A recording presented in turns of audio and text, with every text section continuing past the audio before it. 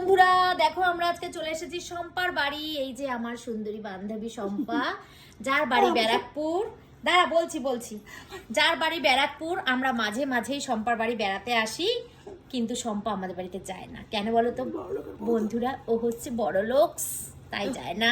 আর আমরা হচ্ছে গরিবস, তাই ওর বাড়ি আসি। ঠিক আছে। ও হচ্ছে পুলিশের বউ, ওর বর পুলিশ, লাঠি ফাটি দিয়ে কোথায় আমার দিয়ে দেবে। আচ্ছা চলো, আমরা আজকে শম্পার বাড়িতে এসেছি, খুব ভালো খাওয়া দাওয়া করেছি। শম্পা একটু হোম ডেলিভারি করে মানে অর্ডার করেছিল, মানে অনলাইনে খাবার অর্ডার করেছিল আর কি। তো ওকে আজকে আমরা না বলে এসেছি। আমরা মানে ও জানতো না আমরা আসবো। এর আগে যতবার এসেছি ও ততবারই মাটন বিরিয়ানি এসব অর্ডার করেছে, মাটনটা বাড়িতে রান্না করেছে, এইভাবে খেয়েছি। কিন্তু আজকে ওকে না বলে আমরা এসেছি, তো ভীষণ আনন্দ করলাম সারাদিন। বল সঙ্গীতা, বাড়ি যেতে চাস না থাকতে চাস? থাকবি?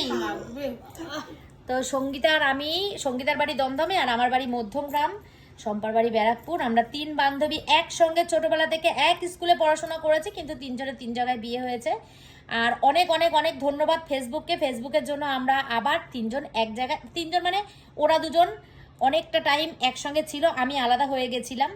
তো আবার ফেসবুক আমাদেরকে মিলিয়ে দিয়েছে, তার জন্য অনেক ধন্যবাদ ফেসবুককে।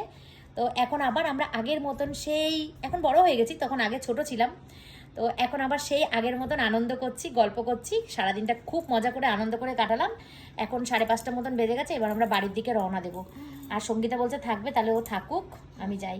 সম্পা তুই ওকে রেখে দে, আমি তাহলে যাই। তোর ছেলেকে আমি ডেকে নেবো একসাথে সবাই। তোর ছেলেকে আমি পড়তে দিয়ে আসবো, তুই সম্পার কাছে থেকে যা, ঠিক আছে? ওর ছেলে 6টা থেকে পড়া আছে, ও বারবার বলছে বাড়ি যাবো, কিন্তু ও থাক, আমি চলে যাচ্ছি। ঠিক আছে, আমি একটা ক্যাব বুক করবো, করে এখান থেকে চলে যাবো। তো চলো বন্ধুরা, আজকের মতন টাটা, পরে আবার দেখা হচ্ছে। টাটা।